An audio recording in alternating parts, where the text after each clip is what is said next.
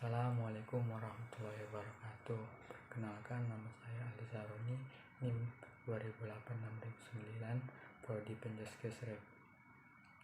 Baiklah, saya akan mempresentasikan tentang kurikulum pendidikan jasmani yang bermata kuliah seminar. Baiklah, saya akan menjelaskan tentang kurikulum pendidikan jasmani. Menurut Inlaw, kurikulum merupakan suatu usaha menyeluruh yang dirancang secara khusus guna untuk membimbing peserta didik dalam memperoleh hasil belajar dari pembelajaran yang sudah ditetapkan.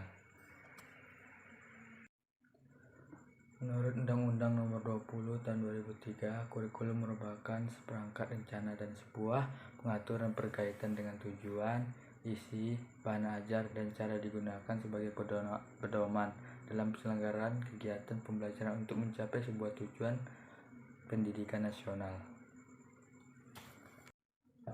Menurut Hamid Hasan, berpendapat bahwa konsep kurikulum bisa ditinjau dari 4 sudut, yaitu 1. Kurikulum sebagai suatu ide yang dihasilkan melalui teori-teori dan penelitian. 2. Sebagai suatu rencana tertulis, yaitu sebagai perwujudan dari kurikulum sebagai suatu ide. Di dalamnya berisi tentang tujuan, bahan ajar, aktivitas belajar, alat-alat atau media, dan waktu pembelajaran. 3.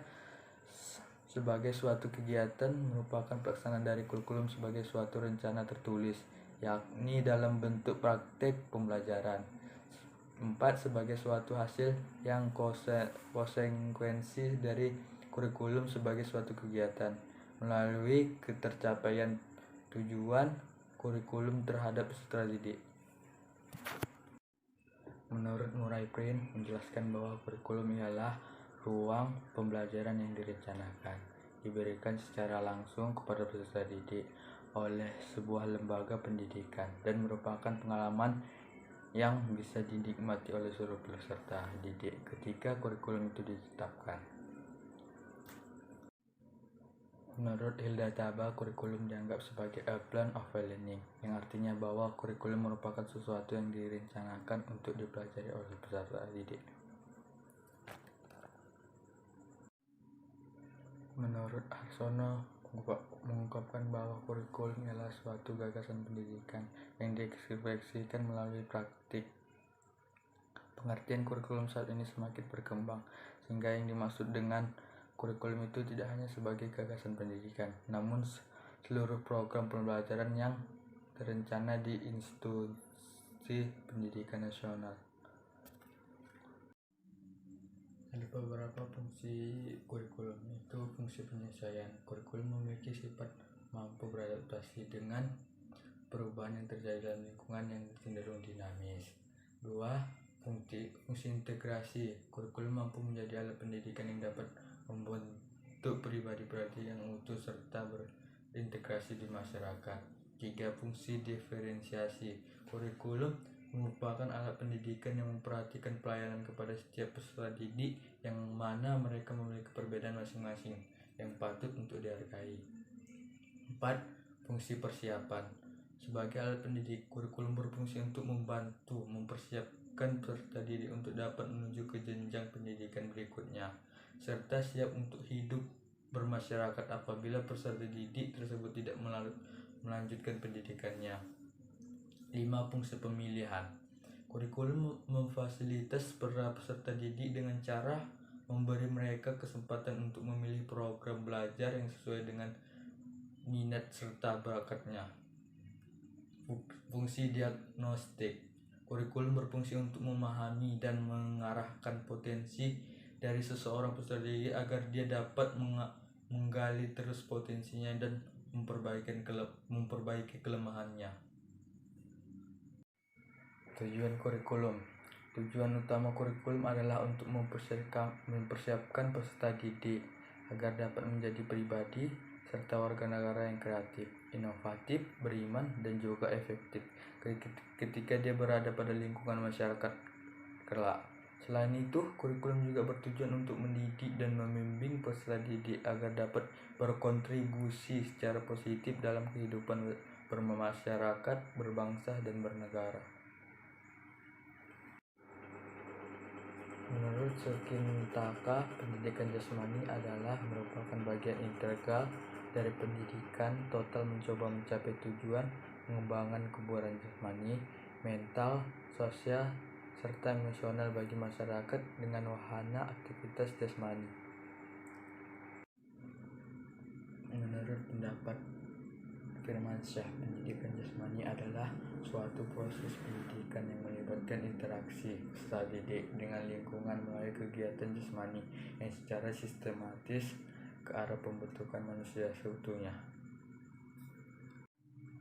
Menurut Samsudin, definisi pendidikan jasmani adalah proses pembelajaran melalui kegiatan jasmani yang dirancang untuk meningkatkan kebugaran jasmani, mengembangkan keterampilan motorik, pengetahuan dan perilaku hidup sehat dan aktif, sikap sportif serta kecerdasan emosi. Menurut Depdiknas, pendidikan jasmani adalah suatu proses pendidikan yang memanfaatkan kegiatan jasmani yang telah direncanakan secara sistematik, bertujuan untuk mengembangkan dan meningkatkan manusia secara organik, neuromuskular, perseptual, kognitif dan emosional dalam kerangka sistem pendidikan nasional.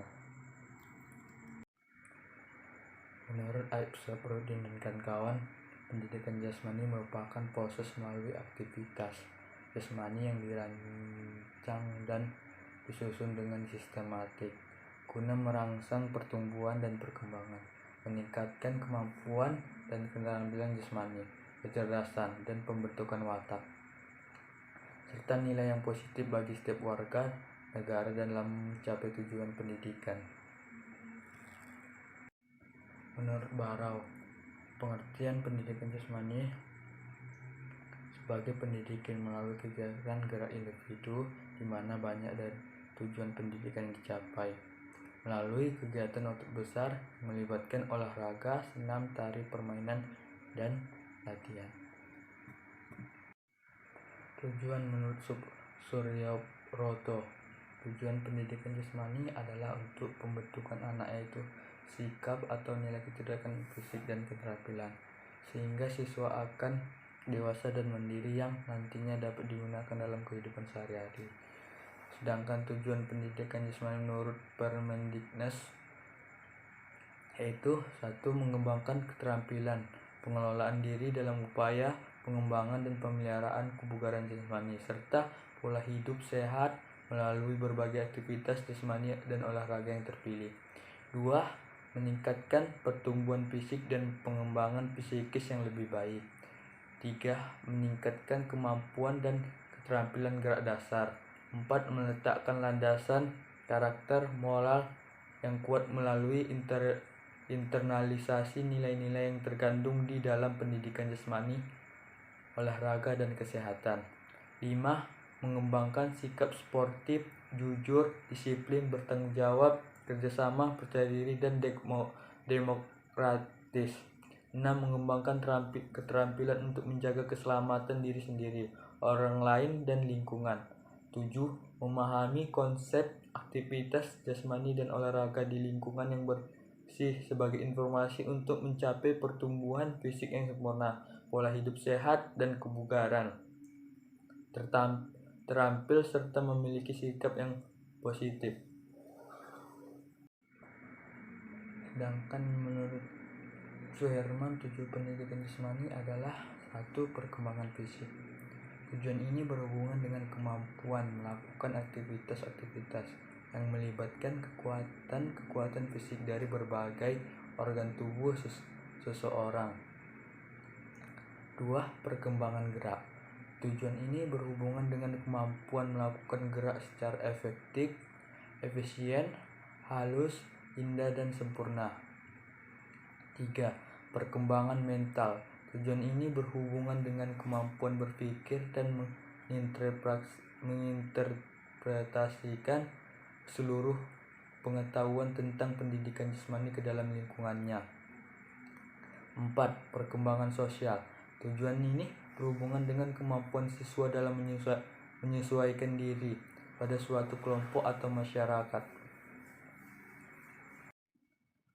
Sekian hasil presentasi saya. Apabila ada salah, mohon dimaafkan. Assalamualaikum warahmatullahi wabarakatuh.